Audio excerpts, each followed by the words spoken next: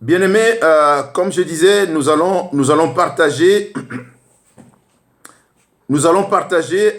un moment dans la parole de Dieu sur lequel nous allons placer nos points de prière d'aujourd'hui.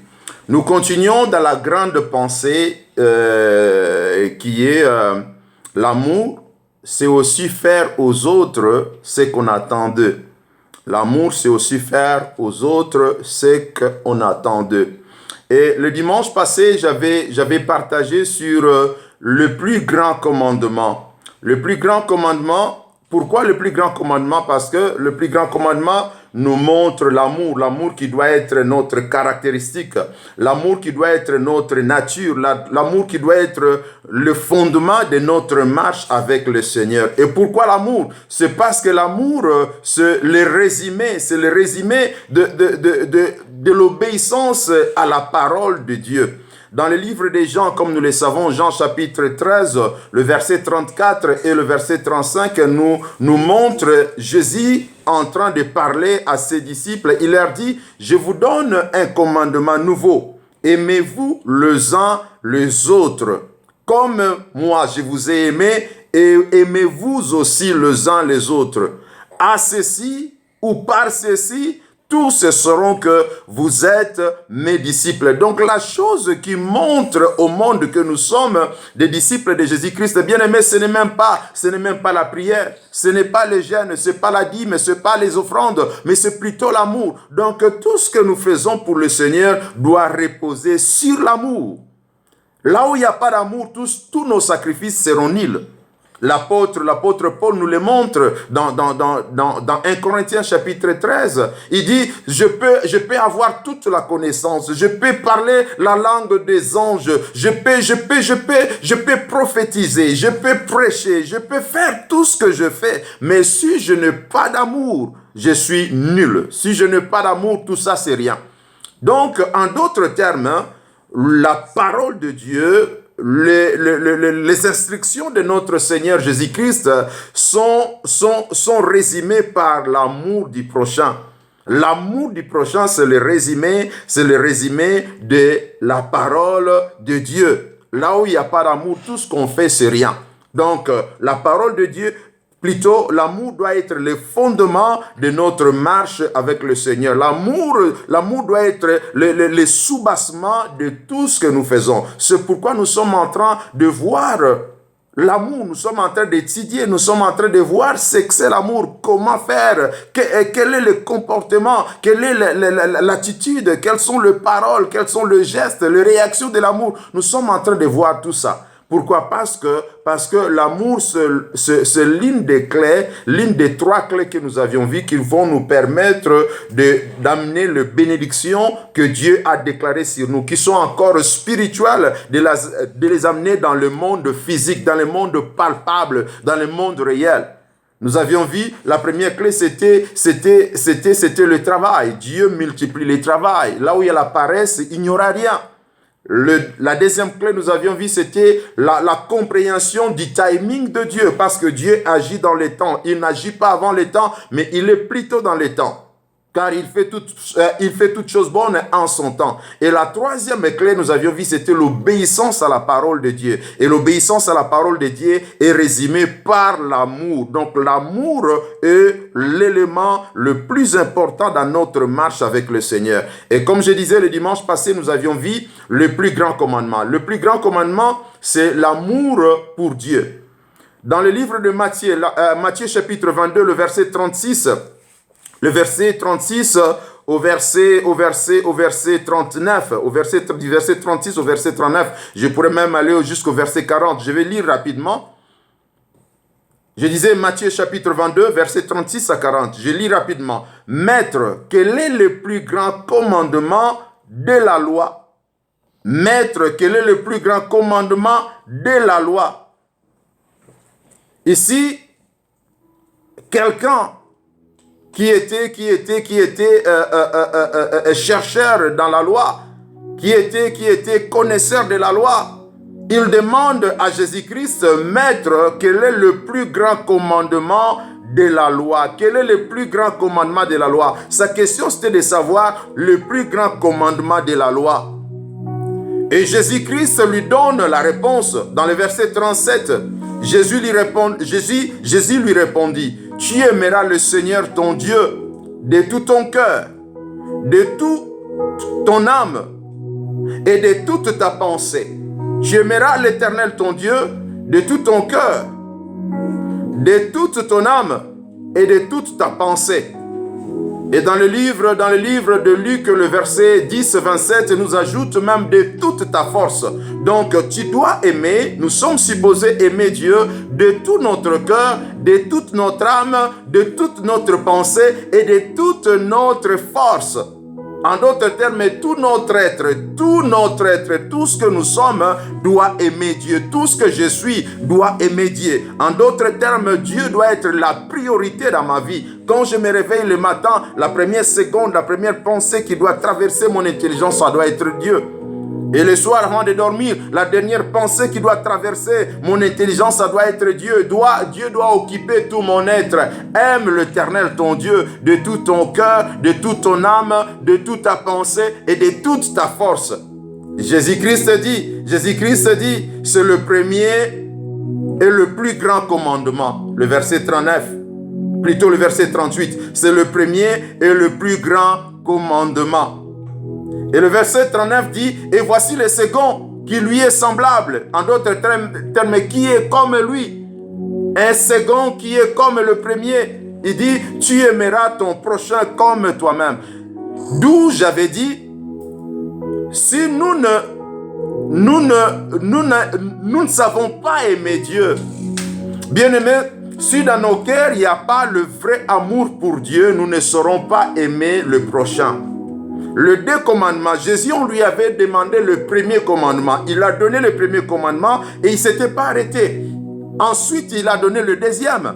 Donc, quand nous étudions bien ces deux commandements, nous allons voir que on ne peut pas les séparer. On ne peut pas avoir le premier sans voir le deuxième. On ne peut pas non plus avoir le deuxième sans voir le premier. On ne peut pas dire qu'on aime le prochain si on n'aime pas Dieu. Et on ne saura pas aimer les prochains si, au préalable, on n'aime pas Dieu. Donc, tous les deux sont ensemble. Tous les deux commandements marchent la main dans la main. Aimer Dieu de tout son cœur, de toute son âme, de toute sa pensée et de toute sa force nous permet ou nous rend capables d'aimer le prochain comme nous nous aimons. Car Jésus-Christ a dit, et voici le second qui lui est semblable. Tu aimeras ton prochain comme toi-même. Comment aimer le prochain comme moi-même? Comment je puis aimer l'autre? Comment je peux aimer la personne aux côtés de moi? Parce que le prochain, ce n'est pas mon frère biologique. Ce n'est pas nécessairement mon frère biologique. Ce n'est pas nécessairement mes parents. Mais c'est plutôt la personne qui est la plus proche de moi. C'est celle-là qui est mon prochain. Comment aimer les prochains comme moi-même si je ne sais pas aimer Dieu? Si mon cœur n'est pas donné à Dieu, si mon âme n'est pas pour Dieu, si ma pensée n'est pas pour Dieu, si ma force n'est pas pour Dieu, comment serai-je en mesure d'aimer les prochains? Ça sera impossible. Donc, pour que je sois en mesure d'aimer les prochains, il faut qu'au préalable, j'aime Dieu véritablement. J'aime Dieu véritablement. Et ce soir, aujourd'hui, ce matin, cet après-midi, selon l'heure de votre coin, nous allons placer notre prière sur le premier commandement qui est aimer Dieu de tout son cœur, de toute son âme, de toute sa pensée et de toute sa force. Nous allons placer notre prière sur cette pensée-là. Mais avant de prier, voyons encore deux ou trois passages rapidement. Vous savez, bien-aimés, aimer Dieu, ça peut être un peu abstrait, un peu flou. Comment aimer Dieu? Comment aimer Dieu? Comment définir l'amour pour Dieu? La Bible nous présente, la Bible nous apprend que aimer Dieu, c'est le craindre. Aimer Dieu, c'est obéir à sa parole. Aimer Dieu, c'est faire sa volonté. Si on aime Dieu véritablement, on fait sa volonté. Ou quand on aime Dieu, on fait sa volonté. On ne peut pas dire on aime Dieu et ne pas faire sa volonté. On ne peut pas dire qu'on aime Dieu et faire autrement. Non, on n'a pas de choix. Quand on aime Dieu, on doit faire sa volonté. Donc l'amour, aimer Dieu, c'est lui obéir. Aimer Dieu, c'est faire sa volonté. Dans le livre de Deutéronome, Deutéronome chapitre 10, le verset 12 déclare ceci. Maintenant, Israël, que demande de toi l'Éternel? En d'autres termes, l'Israël, qu'est-ce que l'Éternel te demande? Ton Dieu.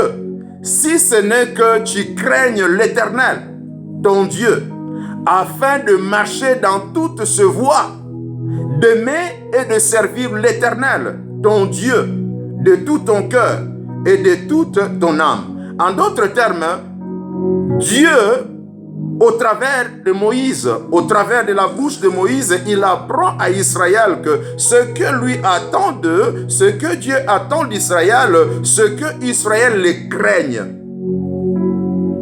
C'est que Israël ait de la crainte pour l'Éternel. Or, la crainte de l'Éternel, ce n'est pas être affreux, ce n'est pas avoir une peur là de danger. Non, c'est plutôt les révérer, c'est plutôt le considérer avec respect et prêt à l'obéir. C'est pourquoi il dit, afin de marcher dans toutes ses voies, les voies de l'Éternel, d'aimer et de servir l'Éternel, ton Dieu, de tout ton cœur et de toute ton âme. Donc là, nous voyons que aimer Dieu veut tout simplement dire obéir à Dieu. Aimer Dieu veut tout simplement dire obéir à Dieu. Quand on aime Dieu, on l'obéit, on le sert.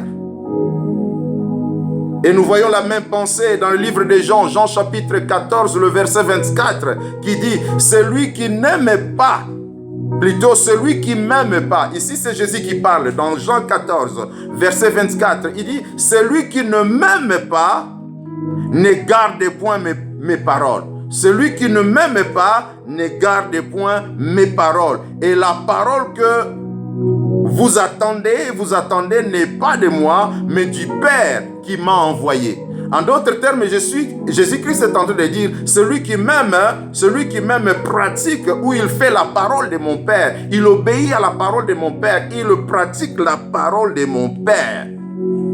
Alléluia. Alléluia, alléluia, alléluia. Et quand on n'aime pas, on ne fait pas la volonté de Dieu. Quand on n'aime pas Dieu, on ne lui obéit pas.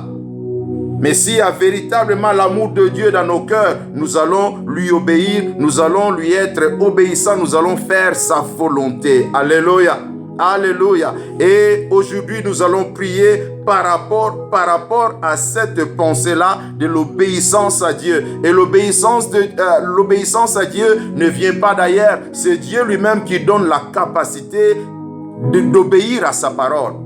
C'est Dieu lui-même, car vous savez bien aimé, nous ne pouvons rien faire par la puissance ni par la force, mais c'est par l'Esprit de Dieu. C'est Dieu lui-même qui nous met dans la position, qui met la disposition d'obéir à sa parole dans nos cœurs. Dans Deutéronome, toujours, le chapitre 30, verset 6 déclare ceci. Deutéronome, chapitre 30, verset 6 déclare, « L'Éternel, ton Dieu, circoncira ton cœur et le cœur de ta postérité, et tu aimeras l'Éternel, ton Dieu, de tout ton cœur et de toute ton âme, afin que tu vives. » Donc Dieu lui-même va circoncire le cœur. Il va enlever la saleté et garder la pureté dans nos cœurs. Pourquoi? Afin que nous puissions lui obéir, afin que nous puissions l'aimer. Donc c'est Dieu qui donne la capacité de faire la volonté de Dieu. C'est Dieu qui donne la capacité, c'est Dieu qui donne la disposition d'obéir à sa parole. Et je terminerai avec ceci, dans Jean chapitre 15, le verset 5 dit, ce sont les paroles de Jésus-Christ, il dit, sans moi, vous ne pouvez rien faire. Sans moi, vous ne pouvez rien faire. Bien-aimés, seul Dieu, au travers de son esprit, peut nous aider à obéir à sa parole, à pratiquer à sa parole. C'est pourquoi j'appelle encore la conscience, j'appelle encore à l'intention de quelqu'un.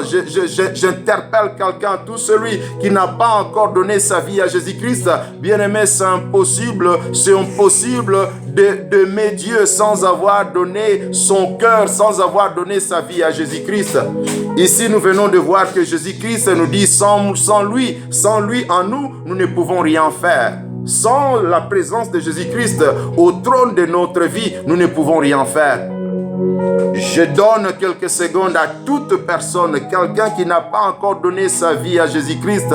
N'attendez pas demain, chers frères, n'attendez pas demain, chères sœurs. Aujourd'hui, c'est ton jour. Aujourd'hui, c'est le jour d'accepter Jésus-Christ dans ta vie comme Seigneur et Sauveur. C'est facile, il n'y a pas un frais à payer, il n'y a pas un exercice à faire. L'apôtre Paul dit tout simplement, si tu confesses de ta bouche Jésus est Seigneur et que tu crois de ton cœur que Dieu l'a ressuscité des morts, tu seras sauvé. C'est ça la formule. Croire dans son cœur et confesser de sa bouche que Jésus est Seigneur, c'est la clé qui apporte le salut. C'est la clé qui apporte Jésus-Christ au trône de nos vies. Ainsi, je vous donne quelques secondes. Vous qui n'avez jamais reçu Jésus-Christ dans votre vie, peut-être vous travaillez pour lui, vous travaillez dans l'église, vous êtes occupé, vous êtes engagé, mais vous n'avez jamais donné Jésus-Christ votre vie. Aujourd'hui, c'est le jour. N'attendez pas demain. Demain ne nous appartient pas. Nous ne savons pas ce qui viendra demain. Donnons-lui le temps aujourd'hui. Donnons-lui le trône de nos cœurs aujourd'hui afin qu'il règne et que nous soyons en mesure d'aimer Dieu, que nous soyons en mesure d'obéir à Dieu, que nous soyons en mesure de faire la volonté de Dieu. Et c'est la chose qui va nous aider à aimer le prochain. Et quand nous aimons le prochain, nous sommes obéissants à la parole du Seigneur. Et c'est l'une des clés qui vont faire que la bénédiction de l'Éternel se manifeste dans nos vies. Je te donne quelques secondes. Toi qui n'as jamais reçu Jésus-Christ dans ta vie, donne-lui sa vie, donne-lui plutôt ta vie, qu'il soit le Seigneur dans ta vie, qu'il soit le maître de ta vie, au nom de Jésus. Je te donne quelques secondes. Donne ta vie au Seigneur Jésus-Christ, donne ta vie au Seigneur Jésus-Christ. Alléluia, alléluia, alléluia, alléluia. Oh Seigneur, merci. Merci pour ton esprit qui attire le cœur vers toi. Merci pour ton esprit qui attire le cœur de mon frère. Merci pour ton esprit qui attire le cœur de ma soeur vers Jésus-Christ. Car personne ne peut venir à Jésus-Christ si toi tu ne l'attires pas. Seigneur, attire le cœur de mon frère, attire le cœur de ma soeur, attire le cœur de ce monsieur, de cette dame qui écoute cet appel, qui entend ma voix, afin qu'il n'endurcisse pas son cœur, mais qu'il te donne son cœur aujourd'hui et qu'il soit sauvé, qu'elle soit sauvée et qu'elle arrive au point d'obéir à ta parole et que sa vie soit transformée, que sa vie expérimente la manifestation de tes bénédictions au nom de Jésus. Seigneur, aide mon frère, aide ma soeur, aide ce monsieur, aide cette dame à laisser Jésus-Christ trôner sa vie, à laisser à Jésus-Christ d'occuper le trône de sa vie. Au nom de Jésus, au nom de Jésus, au nom de Jésus. Alléluia, alléluia, alléluia, alléluia. Merci le roi des rois, merci le Seigneur des seigneurs. Alléluia.